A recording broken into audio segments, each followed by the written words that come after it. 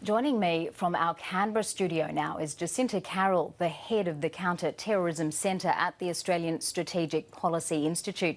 Thank you very much for your time this evening. Now, as shocking as this attack was in its execution, authorities, as I was just discussing with Steve, had believed a terror attack was inevitable.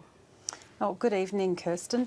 Yes, the UK terror threat level has been severe, as Steve mentioned, since 2014, the same year as Australia raised our terror threat level to high, now probable, which essentially mean the same thing, that a terrorist attack is likely.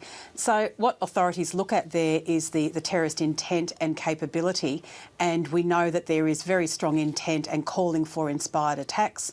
But we also know that by and large the UK has been very successful in disrupting attacks. More than 100 disrupted in 2015 and less than that, but still dozens disrupted in 2016, including plans for mass casualty attacks disrupted in Birmingham, Cardiff and others. Well, the British public has been advised that there will be more police officers, both armed and unarmed, on duty across the country in the wake of this incident. Do you expect that greater police presence will disrupt or even prevent another lone wolf attack such as this one appears to be?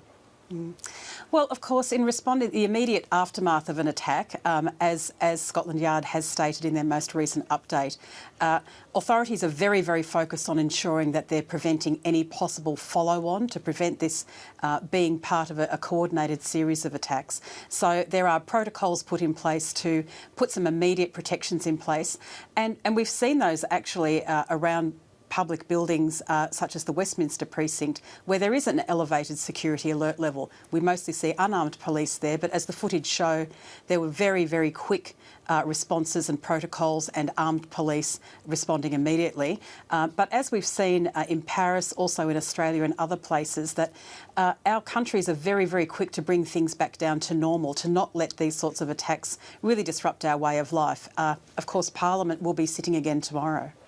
Now, do you think the fact that we've seen a number of these lone wolf attacks in Europe in the past year or so, do you think that is because of successful counter-terrorism measures in terms of disrupting plots, and that it is very difficult to actually bring a coordinated plot to fruition? Yeah, well, certainly that is the result of very successful counter-terrorism efforts across the world. When you look at the threat to the UK, they are targeted by the so-called Islamic State and Al-Qaeda significantly as a high priority target. The UK, the US and Australia are the top three targets regularly named in IS propaganda. And the intent of terrorist organisations is to get publicity, obviously, and they get some out of an attack like this. But what they really want is publicity plus mass harm through a mass casualty attack, the type of thing that we saw in Paris in 2015 and, of course, in London in 2005. But that's the last time London or the UK experienced a major terrorist attack, and that's because of a lot of revisions in the way their counter-terrorism machinery works, from the top, the Cabinet Office briefing room arrangements where there's very quick communication and action from the Prime Minister and Cabinet, right down to first responders, police and intelligence. They've disrupted more than hundreds of attacks in that period, and the last successful terrorist attack like this was a low-level attack, the murder of Lee Rigby back in 2013. You say they are looking for mass publicity. Would you say that these lone wolf attacks would be viewed by those networks carrying them out, that, as in there I mean their supporters, to have been successful? Yeah, well, certainly that the chatter starts very quickly from supporters, and should there be a claim made by an organisation, then that, of course, is part of publicising power and authority. But what we're seeing with the lone actor attacks, and we tend to talk about it lone actor rather than lone wolf because it's very rarely there's really just one person, that the attacker, as in this case, is visible, but it's very clear from the very quick investigations undertaken, raids and arrests and so on in the UK, that he wasn't acting alone.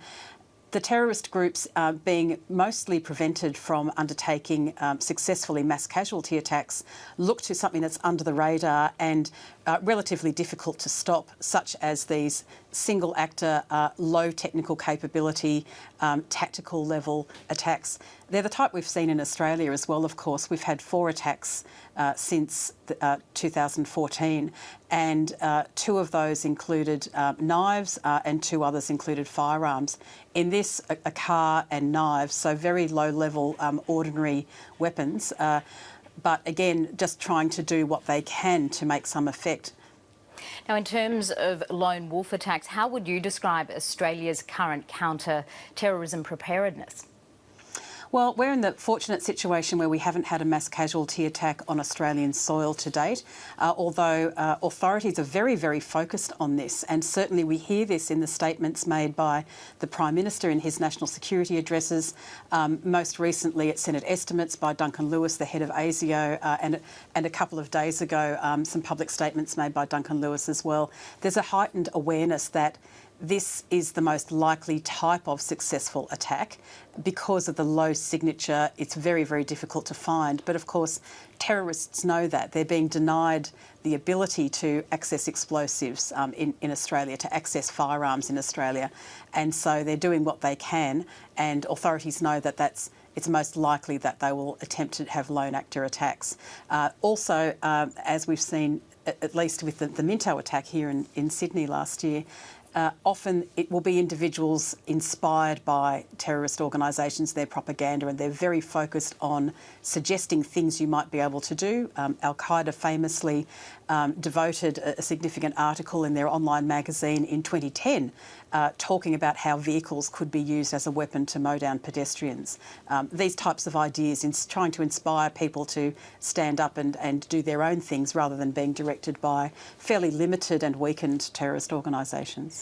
Jacinta Carroll from the Counterterrorism Policy Centre at the Australian Strategic Policy Institute, thank you very much. We do appreciate your insights this evening. My pleasure, Kirsten.